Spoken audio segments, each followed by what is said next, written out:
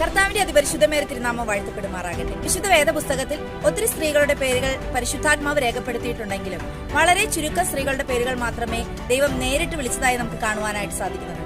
അതിൽ ഹാഗറിന്റെ പേരും ഉൾപ്പെടുന്നു. നമുക്കെല്ലാവർക്കും അറിയാം, ഹാഗർ അബ്രഹാമിന്റെ ഭാര്യയായ സാറായുടെ ദാസിയായിരുന്നു. എന്നാൽ സാറ തന്നെ കൈവിട്ടപ്പോൾ അബ്രഹാം തന്നെ ചേർത്തുകൊള്ളുമെന്ന് താൻ വിചാരിച്ചു. എന്നാൽ അബ്രഹാമും തന്നെ കൈവിട്ടപ്പോൾ തന്നെ ചേർത്ത് പിടിച്ച ഒരു ദൈവത്തെ നമുക്ക് കാണുവാനായിട്ട് സാധിക്കുന്നു. പ്രിയപ്പെട്ടവരെ, നമ്മെ ചേർത്ത് പിടിക്കേണ്ട പലരും പലപ്പോഴും നമ്മെ കൈവിട്ട് കളയുമ്പോൾ, നമ്മെ ഒറ്റപ്പെടുത്തുമ്പോൾ, നമ്മെ വേദനിപ്പിക്കുമ്പോൾ നമ്മെ ചേർത്ത് പിടിക്കുവാൻ നമുക്കൊരു ദൈവമുണ്ട്. ആരെല്ലാം നമ്മെ ഉപേക്ഷിച്ച് കളഞ്ഞാലും ഞാൻ നിന്നെ മറന്നു കളയുകയില്ല, ഇതാ ഞാൻ നിന്നെ എന്റെ ഉള്ളം കയ്യിൽ രേഖപ്പെടുത്തിയിരിക്കുന്നു എന്ന് വാഗ്ദത്തം ചെയ്ത നമ്മുടെ കർത്താവ് ഏത് ബലഹീനമായ അനുഭവത്തിലൂടെയാണോ നിങ്ങൾ കടന്നു പോകുന്നത്, ആ സാഹചര്യങ്ങളിലൊക്കെയും നിങ്ങളെ ചേർത്ത് പിടിക്കുവാൻ അവിടുത്തെ സാന്നിധ്യം നിങ്ങളോട് കൂടെയുണ്ട്.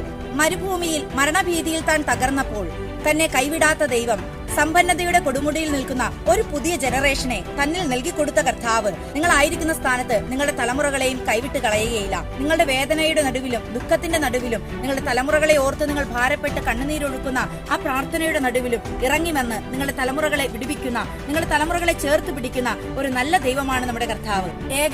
ഏകയായി ജീവിതത്തിന്റെ കൈപ്പേറിയ ദുരനുഭവങ്ങളിലൂടെ കടന്നു പോകുന്ന പ്രിയപ്പെട്ടവരെ, മരിച്ചാൽ മതി, മരിച്ചാലെങ്കിലും എനിക്ക് സ്വസ്ഥത ലഭിക്കുമല്ലോ എന്നോർത്ത് മരണത്തെ മുഖാമുഖം കണ്ടുകൊണ്ടിരിക്കുന്ന നിങ്ങളുടെ ജീവിതത്തിനകത്ത് കർത്താവിനെ ഒന്ന് സ്വീകരിക്കുവാൻ നിങ്ങൾ തയ്യാറാണോ? അവിടുത്തെ സാന്നിധ്യം നിങ്ങൾ അനുഭവിച്ചു കൊണ്ടിരിക്കുന്ന ആ നെഗറ്റീവ് അനുഭവങ്ങളിൽ നിന്നും നിങ്ങളെ പൂർണ്ണമായി വിടുവിക്കുവാൻ തക്കവണ്ണം നിങ്ങളോട് കൂടെയുണ്ട്.